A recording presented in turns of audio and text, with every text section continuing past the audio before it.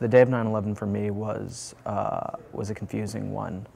I think the thing I most remember about 9/11 is just general confusion. No one kind of knowing what was going on. I remember watching a television in my classroom, and then abruptly the power went out, and we didn't realize what the cause was at first until we realized that the first tower had collapsed. And the school being so close to the World Trade Center, that's what caused the power lines to break down. As far as the visceral images go, I remember setting up chairs and tables for people wounded during the first tower collapse.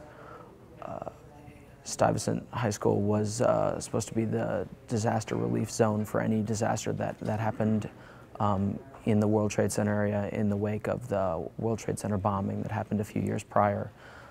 So I remember seeing people coming in completely covered in debris and ash from the tower collapsing, and setting up tables and chairs as quickly as we could before we had to evacuate.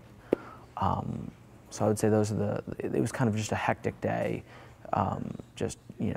not quite knowing what was going on, not quite knowing what was happening. Obviously now, looking back on it now with the information, everything kind of makes sense. But when we were first watching television, all we had known was that a plane had crashed into the building, and that was it. And then when the power went out and the cell phone towers were down, and I couldn't, contact my friends or my parents to get an understanding of what was going on, it was just sort of a general state of confusion. I think the events of 9/11 have given me a very global context of sort of everything in life. It's very easy growing up, especially kind of in New York, where you think New York is the world, to sort of live a very cloistered lifestyle in that sense. And I think the events of 9/11 have made me realize that we do operate in a much larger stage. Looking back on 9/11 10 years later, for me it's transitioned from what used to be a very personal event into something that I reflect on and read about now more in the news than in my personal life. I was displaced from my school for several weeks. I took on a friend and her family in our house, in my family's house, after the events of 9/11, because she couldn't get back into her home. It was covered by sort of the debris zone from the collapsing towers and all of those things. And they've all gradually faded away a little bit. There's still memories that I hold near and dear, but they're sort of personal memories that are more or less frozen in time for me.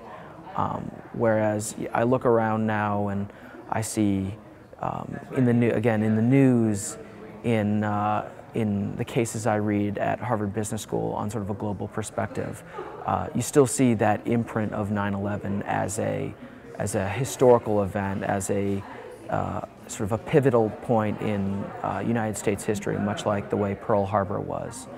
And so for me, 9/11 has transitioned from a very personal moment to a very political one, or a very historical one.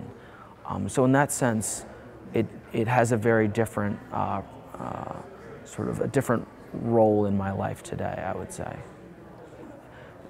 My biggest, or the biggest lesson, I think, or the most important lesson, if not the biggest, is awareness more than anything else.